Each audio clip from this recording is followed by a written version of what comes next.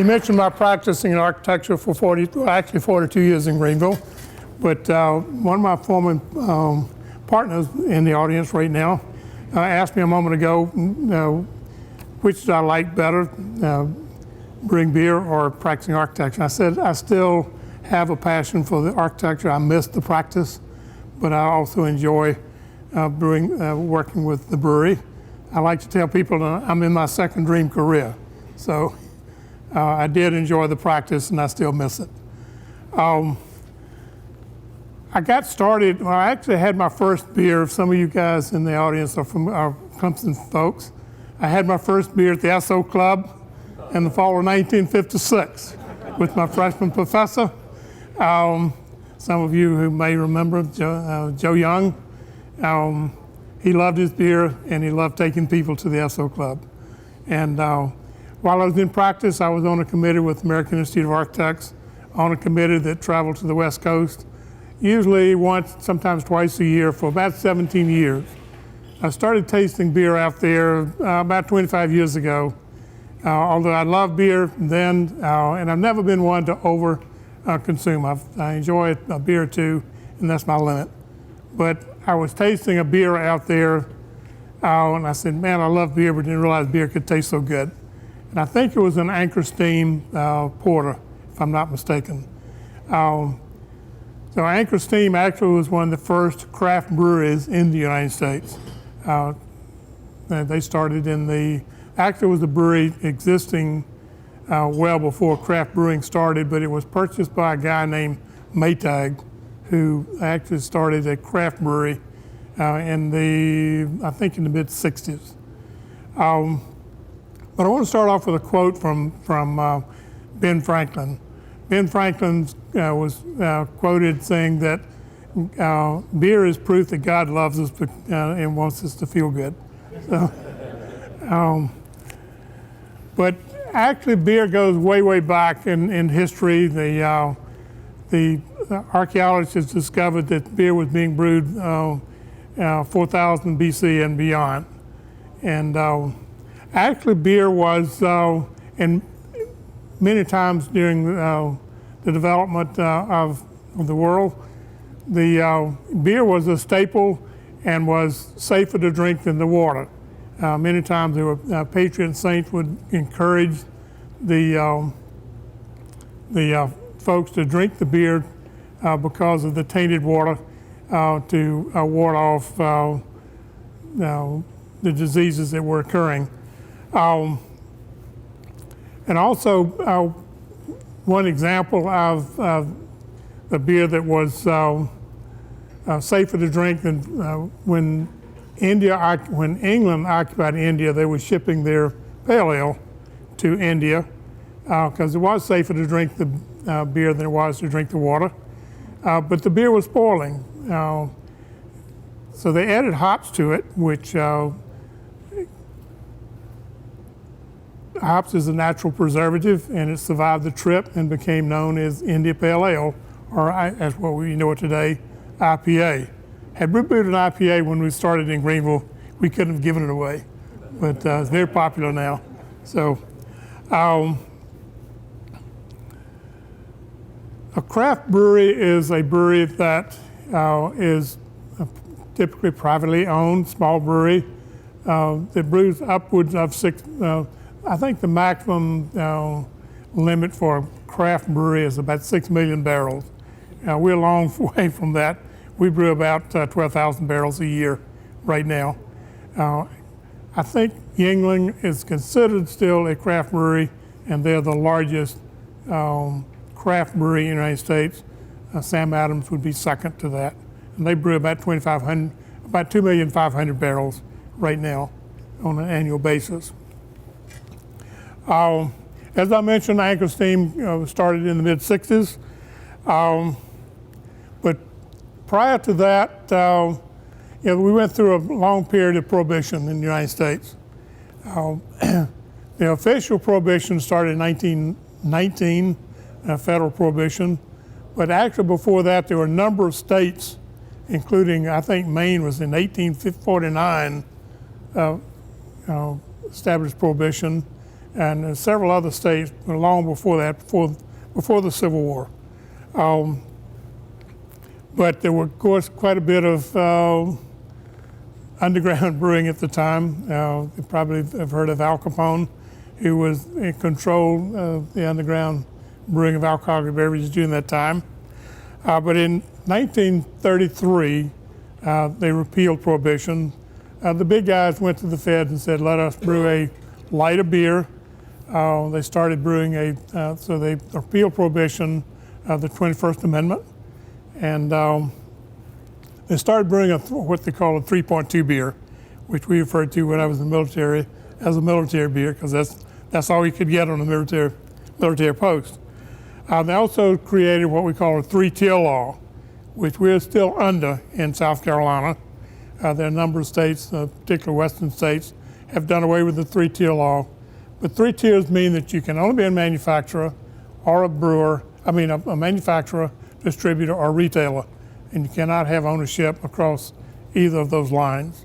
So we are a manufacturer, although the laws have changed quite a bit since we started, which does allow us to sell on premise to the public. But as time went on, after Prohibition, breweries kind of fell by the wayside. There were only less than 50 breweries in the United States in the mid-50s. But a few years after that, you may remember Jimmy Carter. Jimmy Carter signed the homebrew law to allow people to homebrew. And that was, I think, 1978. That's when actual craft brewing really started taking off, because the home brewers were experimenting. They were passionate about what they were doing. People would say, look, you need to put this on the market. So that's how a lot of the craft breweries got started, including ours. My son and I are the owners of Thomas Creek. He's the brewmaster, and as he mentioned earlier, I'm the official Tastemaster. So I have the good job. But after Jimmy Carter, in fact, you may remember Jimmy also had a brother that had a beer called Billy Beer. I wouldn't recommend it. I think there's still cans of it around, which would be collector's items now, but it was not a very good beer at the time. But people like Sierra Nevada came along shortly after that.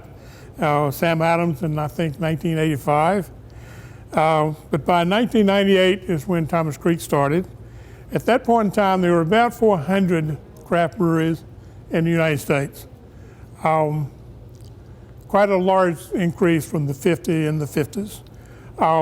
But at that point in time, the craft breweries only had about 3% of the total market, which is very, very small. And I'm talking about the total beer market in the United States, including imports. But it started growing pretty rapidly after that. Today, there are over 4,400 craft breweries and brew pubs in the United States. And we now have the industry as a whole owns about between 15 and 20% of the total market.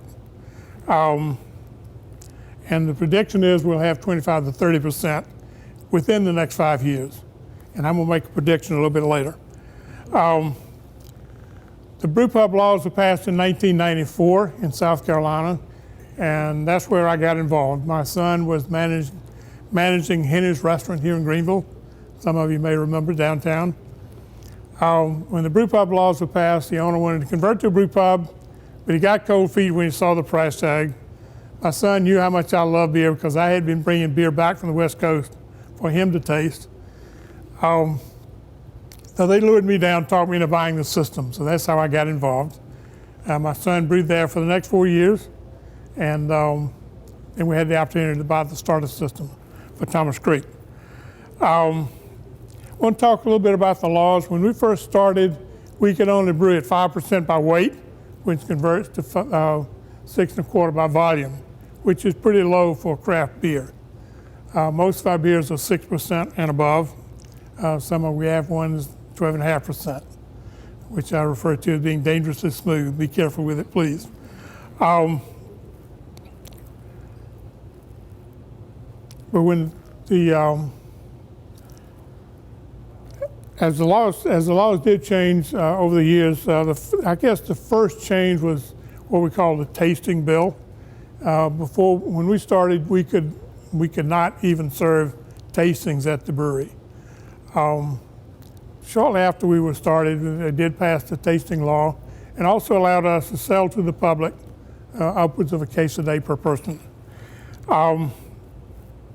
Then, not too long after that, they passed the high gravity law, which means higher alcohol beers. North Carolina and Georgia had both increased their laws. Georgia to 14% by volume, North Carolina to 15% by volume. We convinced the legislature that they were losing revenue. When you start talking about money, they perk up. So they said, okay, we'll introduce a bill, but we're going to be conservative. We're going to match Georgia's 14%. When the draft of the bill came out, I had to bite my tongue because they forgot to change one word. They kept the word weight, not volume. There's the difference. So they drafted the bill with the word weight at 14% by weight. Now, we weren't going to tell them the difference. They passed it at 14% by weight. That converts to 17.5 by volume. We'll probably never brew that high. Sam Adams has the distinction of having the highest alcohol beer in the United States, called Utopia. It's 29%. It will also cost you about $150 per bottle, and it's aged for about 3 years. It's more like a liquor. It's not carbonated and very sweet. I have tasted it, but I did not buy a bottle. And you cannot buy in South Carolina because it's above our laws. But the most recent bill that was passed was called the Stone Bill. Last fall, they were trying to lure Stone Brewing Company to South Carolina. They eventually decided to go to Virginia, but South Carolina did pass a law to allow food service at a brewery. So we're in the process of working on building a kitchen, and we will have food service at the brewery. I like to kid people, we'll cook anything that we can cook on a George Foreman grill. Nothing more. So, well, we're looking forward to doing that. We already have our permit. In fact, I had a couple of my former partners work on plans for me. So, because when I was in practice of architecture, everything was by hand. Everything's by computer now. I did learn to use a computer, but not very good at it. So, but that's really the last law that has been changed in South Carolina. A couple of weeks ago, we got basically a cease and desist letter from the Department of Revenue. We had been donating beer to charitable events, things like that, including the chamber. But we got a letter from them saying you can no longer donate beer, we cannot use your equipment, and you cannot serve at an event. So they kind of came down hard on us. We're going to work on trying to get that changed a little bit. Because what they don't understand is the reason we were donating beer is marketing. We were exposing our product through the donations. That encouraged people to go out and buy it, and that created revenue. If we create revenue for ourselves, we're certainly going to create revenue for the state. So I think they're kind of shooting themselves in the foot when they say you cannot do donations. Because we like to do that. We did on a limited basis, but we did enjoy donating beer to various charitable events. I think I've talked enough about Thomas Creek, but I will make a prediction like I mentioned earlier. I think within my lifetime, and I'm getting to be pretty darn old, I think within my lifetime, the craft brewing industry will have more than 50% of the total beer market. It's growing exponentially. So as I mentioned earlier, 3% when we started, 15 to 20% now. We'll reach that goal, I think, within the next, I would say within the next 10 years.